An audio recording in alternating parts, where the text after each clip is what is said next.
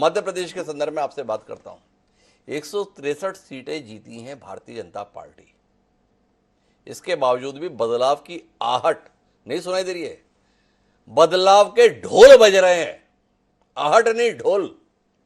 और इसका प्रतिकार करने के लिए शिवराज सिंह चौहान अलग शैली की राजनीति कर रहे हैं। थोड़ा इसमें दृष्टि दीजिए ना। भाजपा का केंद्रीय नेतृत्व का मंतव्य बदलाव के संदर्भ में ढोल बजवा रहा है और शिवराज सिंह चौहान अपने आप को जननेता साबित करने के लिए घूमना शुरू किए हुए हैं। थोड़ा इस दृश्य के संदर्भ में गिरिजा जी आपसे दृष्टि मिले तो मैं श्याम सुंदर जी के पास जाना चाहूंगा।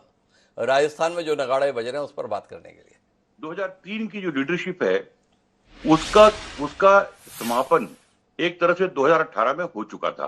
2018 में इन तीनों जगहों पर ये जो चेहरे थे जो सरकार को बीजेपी की लीड कर रहे थे, उनकी लीडरशिप में सरकार खो चुकी थी बीजेपी।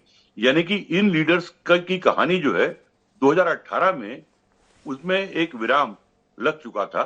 मध्य प्रदेश अपवाद था जहां पर 20 में कांग्रेस से कुछ विधायकों के बीजेपी में आने के कारण चुनाव हारने के बाद भी सरकार बनी और सरकार बनने के बाद एक अपवाद स्वरूप जो शिवराज सिंह चौहान 18 में चुनाव जिनके नेतृत्व में सरकार नहीं बनी थी उनको मुख्यमंत्री बनाया गया। 3 साल 3.5 साल उनकी सरकार चली।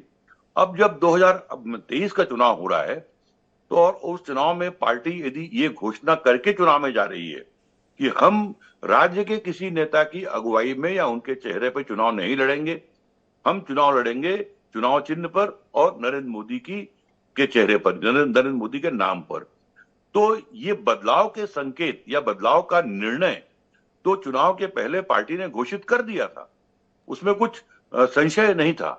तो जो आज हम ढोल जो सुन रहे हैं ये ढोल तो चुनाव के दौरान ही पार्टी ने बजा दिया।